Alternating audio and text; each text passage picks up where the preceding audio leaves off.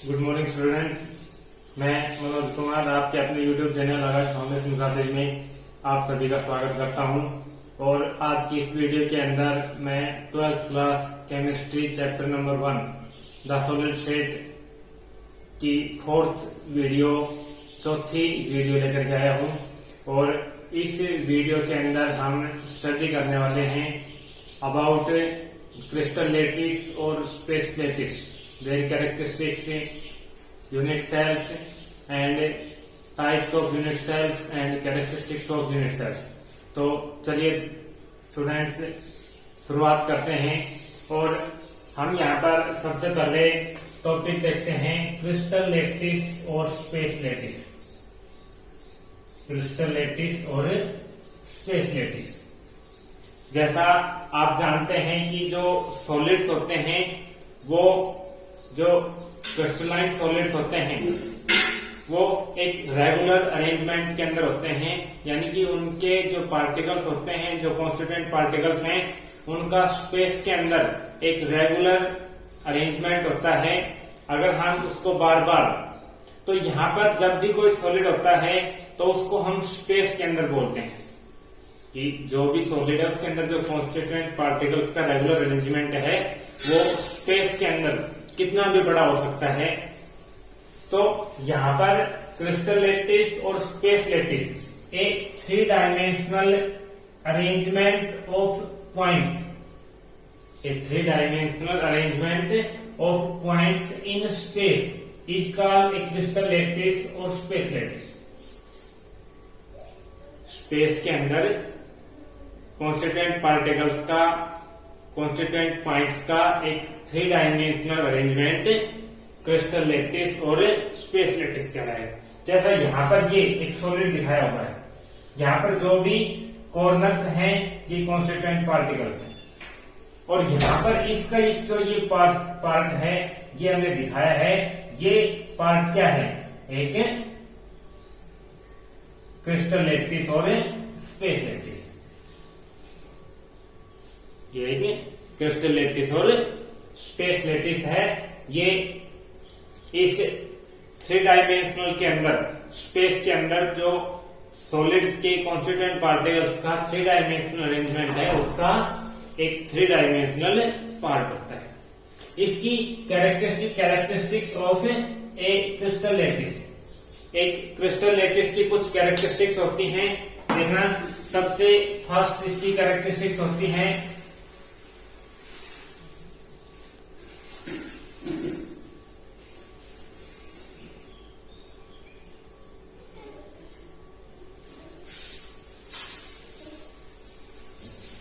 इसकी characteristics, each point in A lattice is called lattice point और lattice side.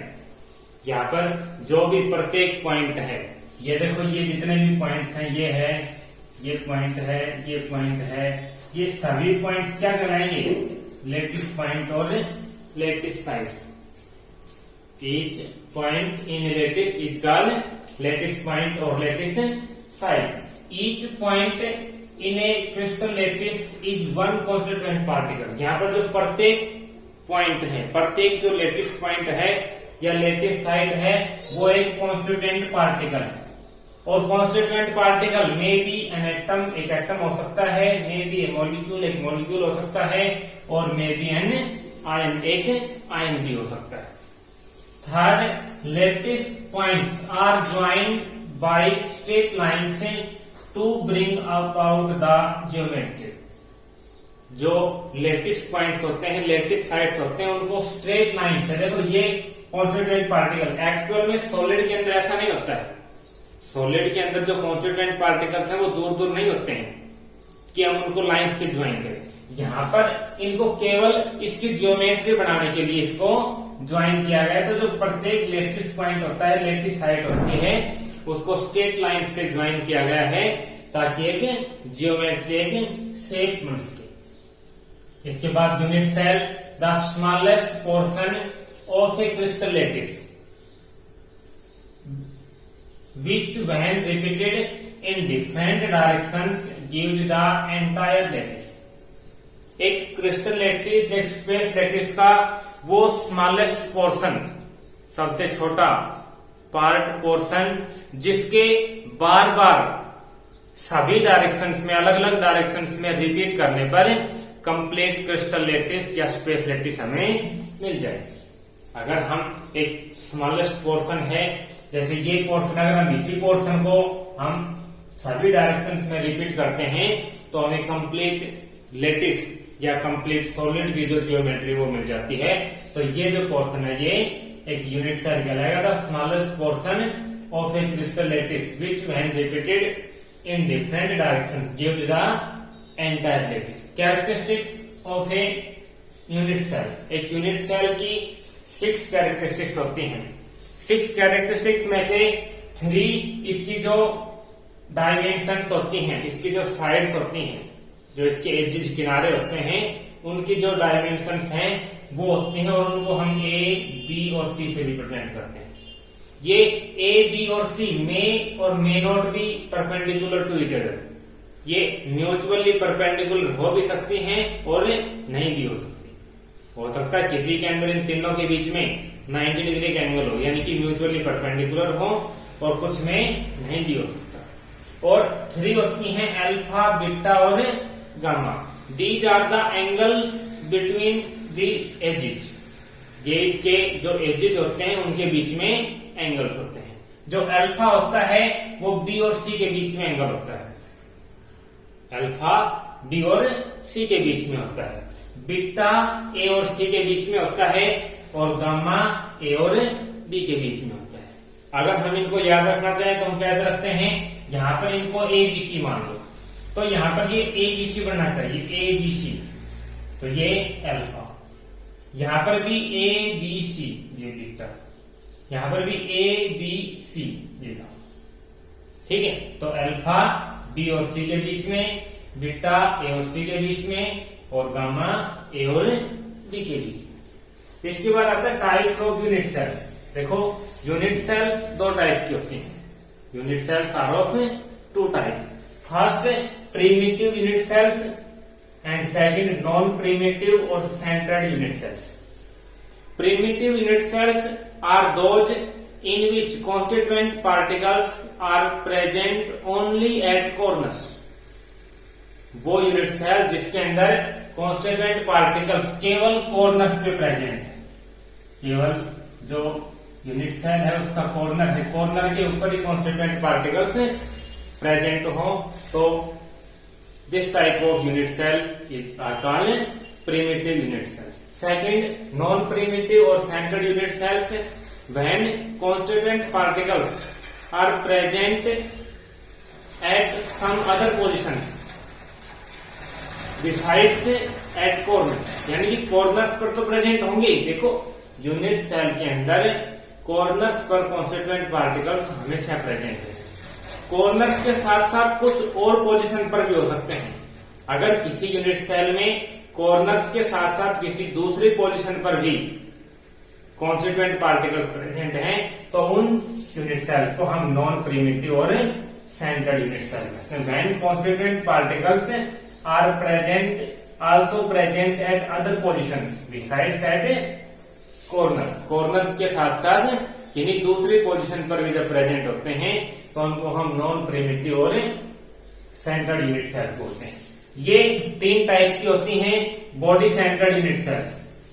Body centered when a constituent particle is present at body center of unit cell along with or besides at corners, यानी कि जब एक constituent particle unit cell के centre में भी present होता है, यूनिट सेल के सेंटर पर भी प्रेजेंट होता है, कॉर्नर्स के साथ साथ बॉडी सेंटर पर भी प्रेजेंट होता है, तो उस यूनिट सेल को हम बॉडी सेंटर यूनिट सेल कहते हैं। When constituent particles are also present at body centre besides at corners. Second face centred unit cells when constituent particles are also present at centre of each face besides at corners. Face centre के अंदर क्या होगा, जो constituent particles हैं वो प्रत्येक face के, जैसे यहाँ पर 6 फेस होते हैं, किसी भी यूनिट सेल के अंदर 6 फेस होते हैं और 6 के 6 फेस पर के सेंटर पर भी कॉन्स्टिट्यूएंट पार्टिकल प्रेजेंट होगा। जब किसी यूनिट सेल में कॉन्स्टिट्यूएंट पार्टिकल्स कॉर्नर्स के साथ साथ प्रत्येक फेस के सेंटर पर भी प्रेजेंट होते हैं तो उसको हम कहते हैं face centred unit cells. And third, end centred unit cells when constituent particles are also present at center of two opposite faces besides at centers corners। जब किसी यूनिट सेल के अंदर कॉन्स्टिट्यूएंट पार्टिकल्स कॉर्नर्स के साथ किन्हीं भी दो opposite faces के सेंटर्स पर भी प्रेजेंट होते हैं तो उसको हमें एंड सेंटर्ड यूनिट सेल्स बोलते हैं। दो unit cells in which constituent particles are also present at center of two opposite faces besides at corners। तो चलिए स्टूडेंट्स, आज की इस वीडियो के अंदर इतना ही। इससे आगे का नेक्स्ट वीडियो के अंदर लेकर आते हैं। देखिए, मैं आपके लिए छोटी छोटी वीडियो डाल रहा हूं ताकि आप आसानी से एक वीडियो पढ़ें, देखें, उसको समझें। अगर उसके अंदर कोई प्रॉब्लम्स आती है, आपको डिफिकल्टी आती है, आप कमेंट कर सकते हो और आप उसको अच्छी तरह से, इसीलिए मैं आपके लिए छोटी छोटी वीडियो डाल सकता हूं। जब कंप्लीट हो जाएगा तो एक वन शॉट वीडियो भी हम कैप्चर करेंगे जिसके अंदर एक ही वीडियो के अंदर कंप्लीट चैप्टर को रिवाइज करेंगे, जो थोड़ा सा लंबी हो सकती है, आपको पढ़ने में हो सकता है 2-2.5 घंटे की हो सकती है, आपको पढ़ने में देखने में दिक्कत आ सकती है। तो इससे पहले मैं आपके लिए छोटी छोटी वीडियो डाल रहा हूं, तो इससे आगे का नेक्स्ट वीडियो के अंदर, तब तक वीडियो देखिए। अगर आपको पसंद आती है, आपके लिए बेनिफिशियल है तो कृपया लाइक कीजिए, अपने फ्रेंड्स रिलेटिव्स के साथ शेयर कीजिए और अगर अभी तक आपने हमारे चैनल को सब्सक्राइब नहीं किया है तो कृपया सब्सक्राइब कर लीजिए और बेल आइकन को प्रेस कर लीजिए ताकि हमारी नई वीडियोज आप तक तुरंत पहुंच सके।